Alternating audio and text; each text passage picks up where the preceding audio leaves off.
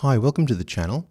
Today we're going to learn how to create a basic version of the AMEB Grade 3 Theory Melody Writing question. So let's have a look. There are some ingredients. You're given the rhythm. The rhythm is provided and it's in the form of two phrases. You have to create two phrases out of it. So along the halfway point, you will see either a longer value, it might be a dotted crotchet or a minim, and that will be the conclusion of your first phrase, and then you will have a second phrase, and it'll be in the form of a question and an answer. So there are some basic components that will help you structure the melody so that it becomes balanced in its phrases. First of all, we have the dominant, so you'll need to make sure you understand the technical names for the notes of the scale. So the dominant is the fifth note of the scale. It can either be the dominant note, or it could be the leading note of the scale. So you could have the 5 to the tonic to the 1, or you could have the 7 to 1, you could have 2 to 1. But that's a straightforward option, going from dominant to tonic.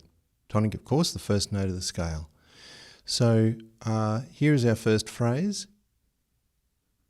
What we're going to do is I'm going to copy all of this and I'm going to put it onto the line down here. And let's see if we can construct our phrase using this rhythm. Okay, so we're starting here on the tonic. The advice is move mostly by step with a couple of leaps to add interest. So, all right, I'm going to start moving by step here. And what I'm going to do is, for this quaver group, I'm going to create a little bit of a turn. So I'm going to leap the third, and then I'm going to come back within. All right, going from the B, the D, and then stepping back down again. So musical turns, turning around notes makes for really strong melodic movement. All right, now we want to head towards the end of the first phrase. So that will need to be either a note of the dominant. It needs to be dominant harmony. So either dominant, or it could be the supertonic of the scale. All right, and we want to be able to approach that final note of this first phrase by step. So it's a matter of working backwards a little bit so that as you can make your approach, then you'll know how you can move towards it. So I think what I might do, having gone from my little melodic turn here, I might then go up and again turn around this note of destination. All right, so that makes for some strong movement. So I've got a couple of little leaps in there, but mostly I've moved by step. All right, so that's going to sound like I'm ending the first phrase on the dominant harmony. And so it's open-ended, meaning that the phrase can then be answered by a second phrase that will move its way back to the tonic note. All right, so we want to have a little bit of a high point, an apex. So because these are just very short phrases, I might make that here on this first note. So I'm going to start here on the 6th, and that's the highest note in the phrase so far, in the melody. Now, when you come to semiquavers,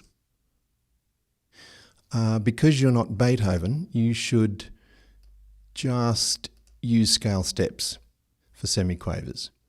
Otherwise you might end up making some rather awkward movements in the melody. So best to just use scale movement when it comes to the scale steps. Easier to control. All right, now I have a little bit of a leap there. So basically from this E, I'm going to be working my way down towards the tonic note. So I might leap back up to the D there, So the E, got my scale steps here, and then to the D, and now I need to work my way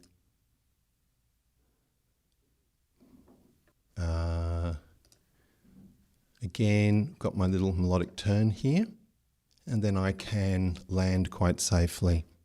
And again, I've got the note before that final note, a step away. You can leap from a fifth down, if that works. The fifth is a strong interval, but it's also quite safe if you're not sure about answering these questions, just to approach the final note by step. Okay, so here we have the melody all together. And of course, we want to sort of remind ourselves of the key features: dominant to tonic, mostly by step, the occasional leap ending on dominant harmony, either the dominant or the supertonic. Be careful with the leading note. Never leap to the leading note of the scale, because you can't leap from the fourth to the seventh. So, for example, imagine if I went from the C to the F sharp there, because we're in G major. So the C is the fourth note of the scale, the F sharp is the seventh note of the scale.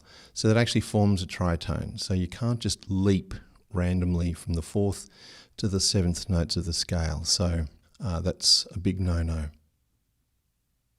All right, so we've basically got our two phrases. And so now we need to add a slur. So shift there and hit the slur button. And then we have our next phrase.